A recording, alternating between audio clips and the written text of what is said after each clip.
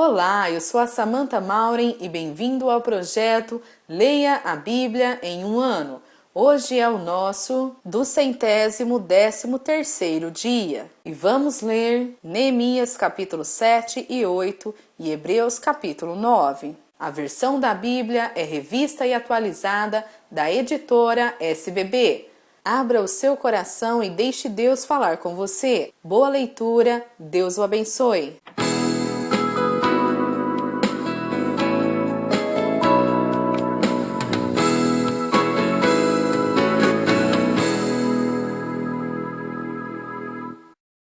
Hebreus capítulo 9.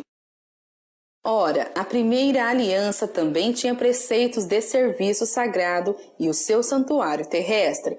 Com efeito, foi preparado o tabernáculo, cuja parte anterior, onde estavam o candeeiro e a mesa e a exposição dos pães, se chama o Santo Lugar.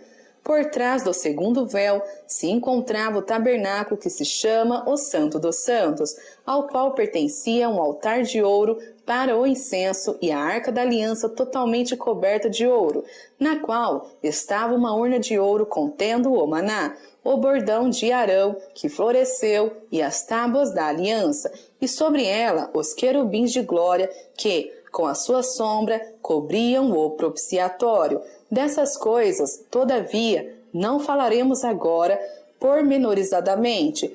Ora, depois de tudo isto assim preparado, continuamente entram no primeiro tabernáculo os sacerdotes, para realizar os serviços sagrados. Mas no segundo, o sumo sacerdote, ele sozinho, uma vez por ano, não sem sangue, que oferece por si e pelos pecados de ignorância do povo, querendo com isto dar a entender o Espírito Santo que ainda o caminho do santo lugar não se manifestou, enquanto o primeiro tabernáculo continua erguido. É isto uma parábola para a época presente e, segundo esta, se oferecem tanto dons como sacrifícios, embora estes, no tocante à consciência, sejam ineficazes para aperfeiçoar aquele que presta culto, os quais não passam de ordenanças da carne, baseadas somente em comidas e bebidas e diversas abluções, impostas até o tempo oportuno de reforma.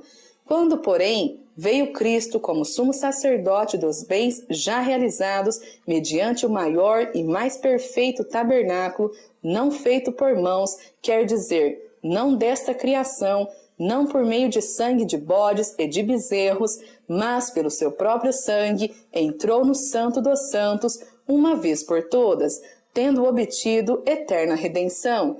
Portanto, se o sangue de bodes e de touros e a cinza de uma novilha, aspergidos sobre os contaminados, os santificam, quanto à purificação da carne, muito mais o sangue de Cristo que, pelo Espírito Eterno, a si mesmo se ofereceu sem mácula a Deus, purificará a nossa consciência de obras mortas para servirmos ao Deus vivo.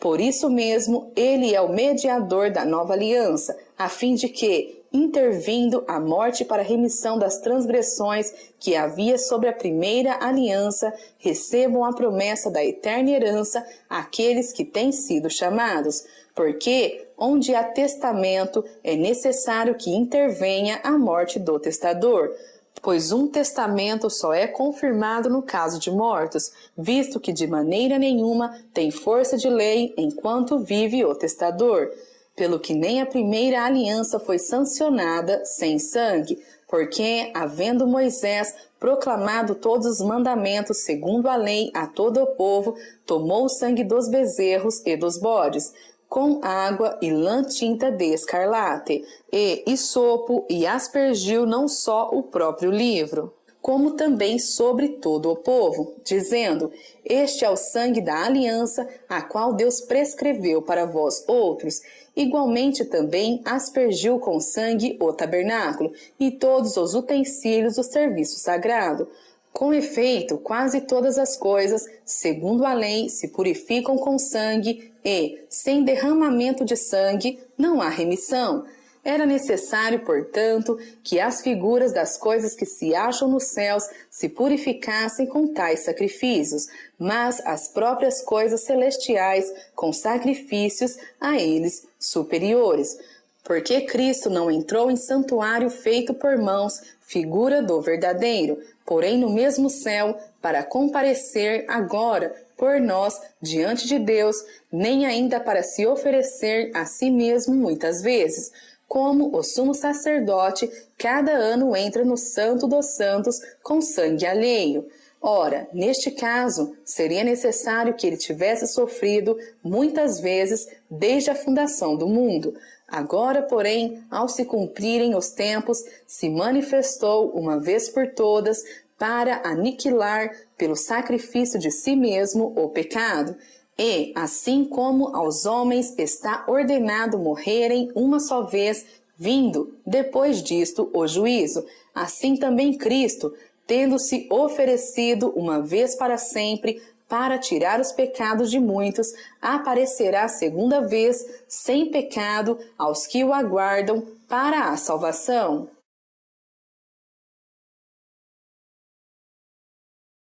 Que Deus o abençoe, frutifique e prospere essas palavras em teu coração.